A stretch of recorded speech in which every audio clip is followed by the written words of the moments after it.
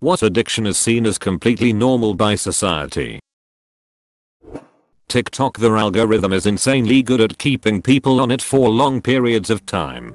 My attention span has improved so much since deleting it. I also feel like the app was purposely feeding me content that made me feel insecure and then feeding me ways to fix those problems via products. I also had to delete TikTok after my entire feed became "Here's why the planet is dying. Here's why you're broke. Here's why you'll never retire. Here's what to do about societal collapse. Here's info about kids dying."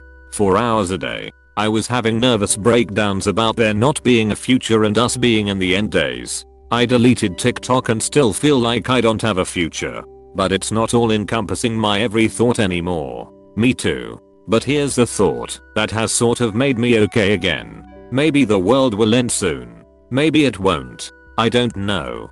But I might as well live like I have a future, because the worst case scenario is having a future and not having been planning or building towards it. And if it all burns down tomorrow, well, I'm dead, right? It doesn't matter anymore. Either way, my best case is to build my life like I will die of natural causes at 95, investing my money, career goals, being healthy, etc, etc. Congratulations. I think you used Pascal's wager for something useful. Have a wonderful life.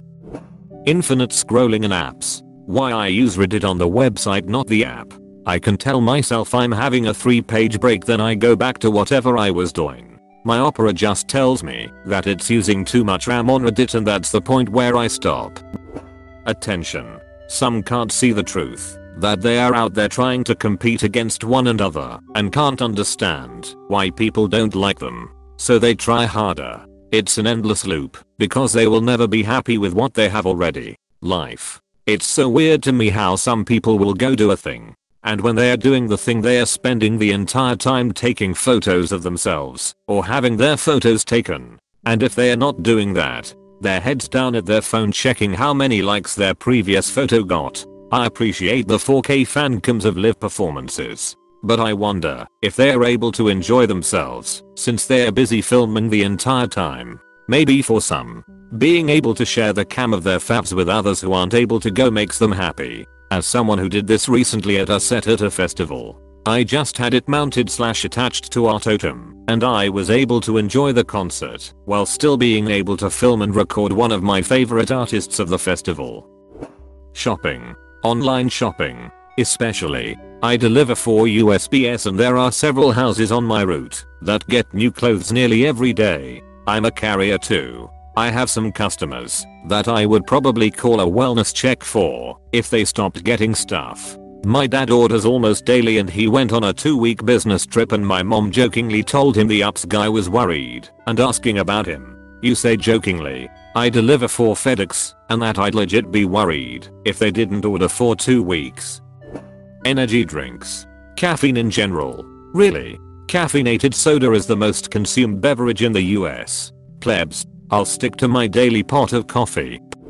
Surprise, no one has said this, but lottery tickets. I have a friend who wastes at least a third of his income on scratch-offs and just gambling in general.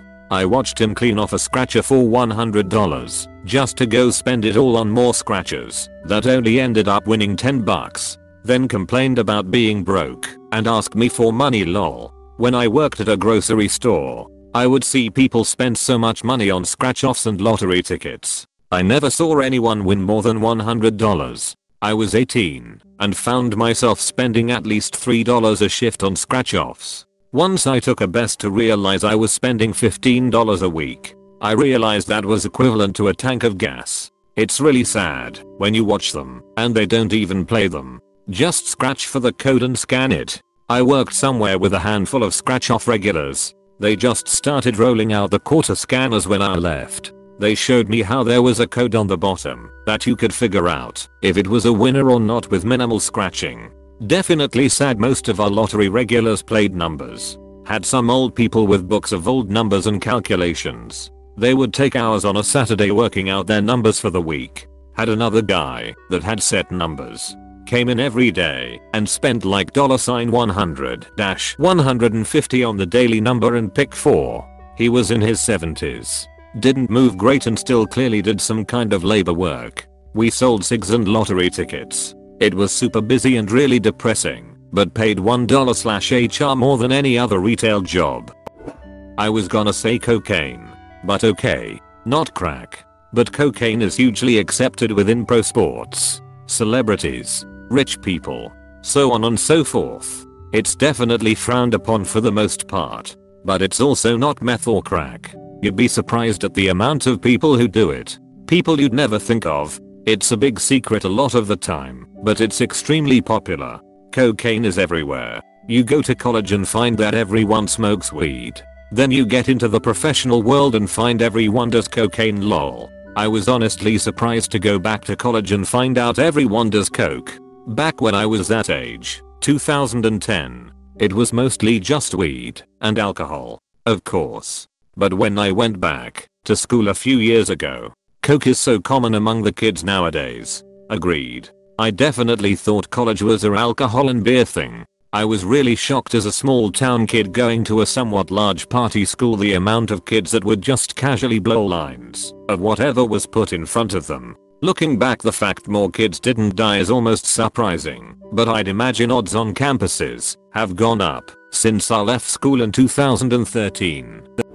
Consumerism. It's such a weird thing how much this takes center stage for people at some point. I feel like once people earned money for some years, all they talk about is what they bought, how much it cost, and how much they think I thought it cost, just to tell me that they paid 20% less than what I expected.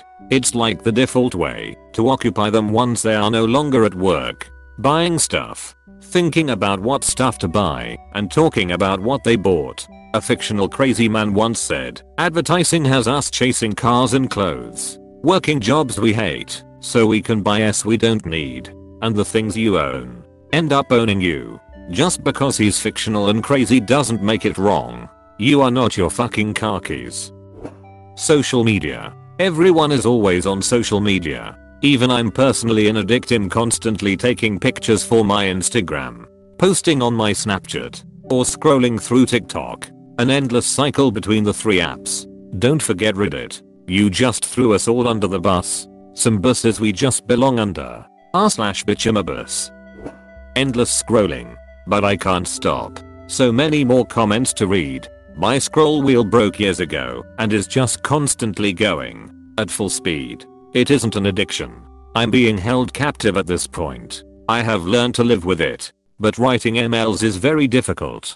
The fact I'm able to even type anything out at all is a miracle. JFNLMDFSTV. The funny thing is, they really are being held captive. I still can't believe they were able to stash their phone as well as they did. Build a PC, they said. It will be fun, they said. Yet all I've built here is a monster. My own RGB rainbow pulsating Frankenstein's monster. I can't call for help. This subliminally cruel machine will simply purchase more games to add to my Steam library that will never be played as punishment. Please. I'm begging you, my PC, personal captor. I can't possibly drink any more Mountain Dew, Code Red, or eat any more Cool Ranch Doritos. I can't physically bear any more caloric intake. This isn't what Master Chief would have wanted. This isn't finishing the fight. It's not gamer fuel. My health is in serious decline. The Redditors lied to me. I'm not an epic hexen chunker. This is just type 2 diabetes and losing my will to live. Stop feeding me gamer fuel. I'm begging you, PC. Stop the downloading. Did Maximum Overdrive teach us nothing?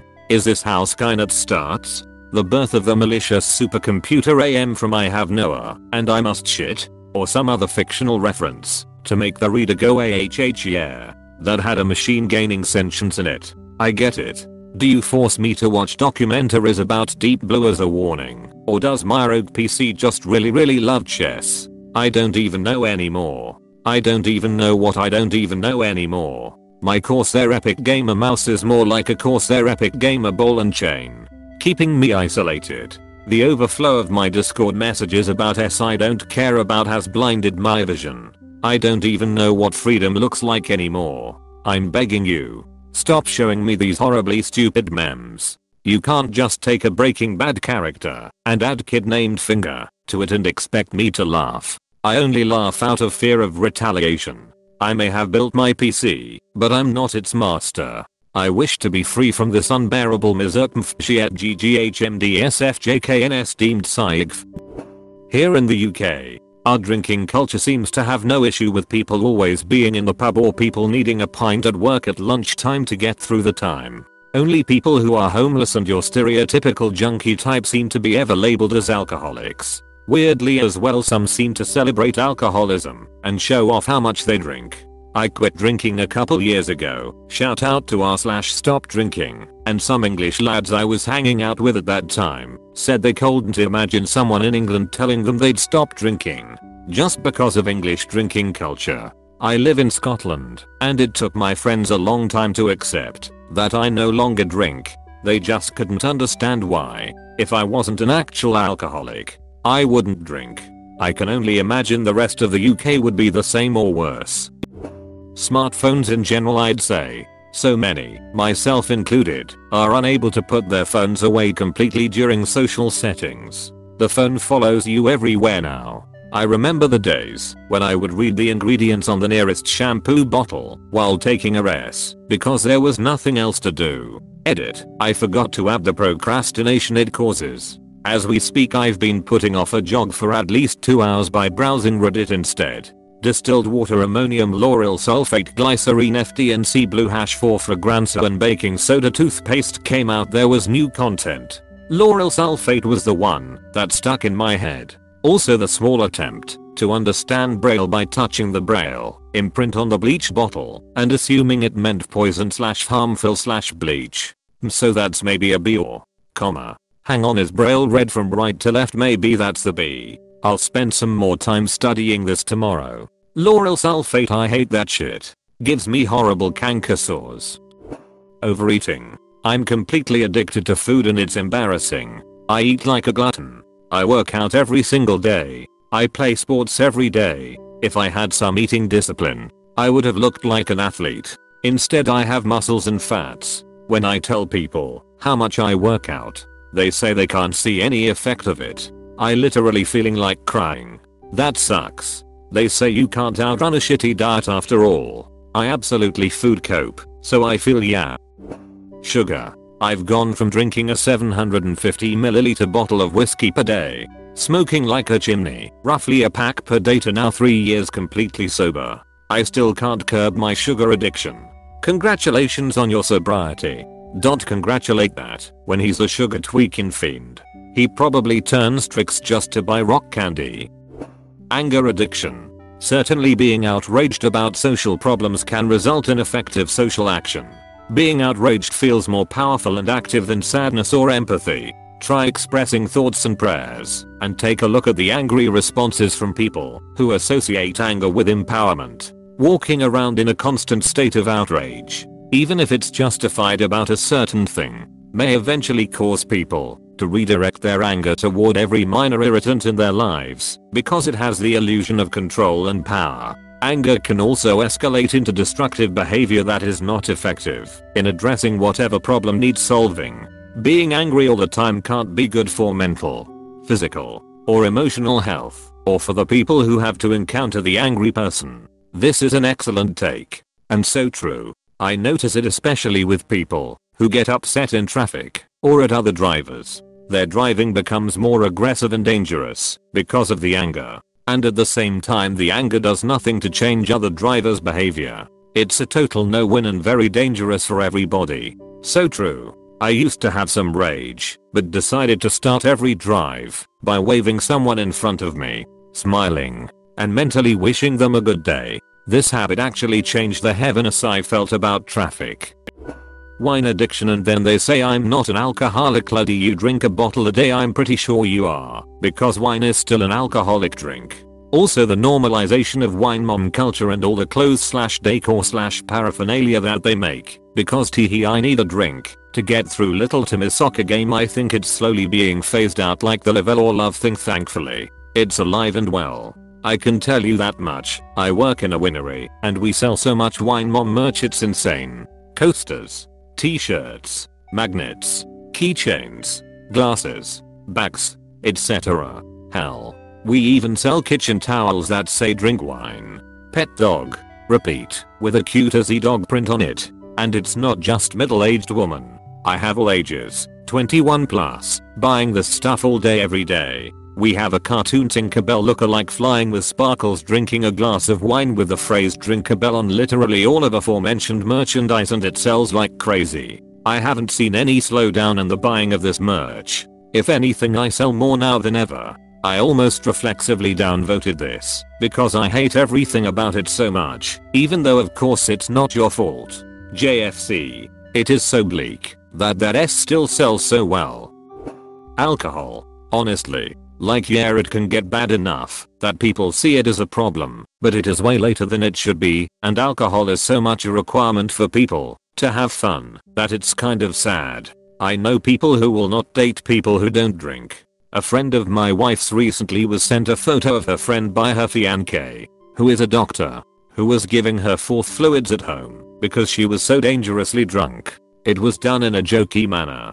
My wife and I were concerned, but we are so the minority with that group that it fell on deaf ears. Though, pretty inarguably, the latter is into the it's a serious problem kind of thing, but everyone's acceptance of alcohol just kind of makes it a fun little anecdote. Her brother passed out with his eyes open in a locked bathroom. They had to break the door down. I thought the kid was dead. Another fun anecdote. I'd think it was just that group, but I hear these fun stories from so many people. In America, living to work, 60+ hour work weeks, and never taking vacation out of a weird loyalty to a company that will lay you off without hesitation if the bottom line is at risk. Always hated the idea that you are supposed to give your workplace a 2 weeks notice, and yet they can drop you on the spot for pretty much any reason they want. And if they really want to, they will find a reason. It's less about the company and more about the immediate managers in the store and coworkers. The company itself gives zero fucks either way, but it can be a hassle on the managers. But if you don't like your coworkers or managers, then go right ahead. This right here. I couldn't give two SS about the company, but if I like my coworkers and or my boss, I don't want to make life harder for them by making them scramble to cover my stuff. This becomes especially true once you are working in your chosen field, and it can be a small world of professionals in a location. If you burn bridges and leave colleagues in a lurch, then that S gets around. In my profession, I know I will work with many of these same people again in the future. Who knows? One of them might be a manager at another company in the future. If I'm looking for a new place to go, I want my colleagues to remember me kindly. I've seen many people get knocked out of consideration for a position because someone else worked with them at a prior employer and they up and quit suddenly, causing everyone to have to quickly redistribute work. This right here. I couldn't give two SS about the company, but if I like my coworkers and or my boss, I don't want to make life harder for them by making them scramble to cover my stuff. Same with slacking for me. I don't give a rest about wasting company time, so long as I'm not making life harder for my coworkers. But if I'm on my break and have to take a rest, I'm holding it until I'm back on the clock. LMAO.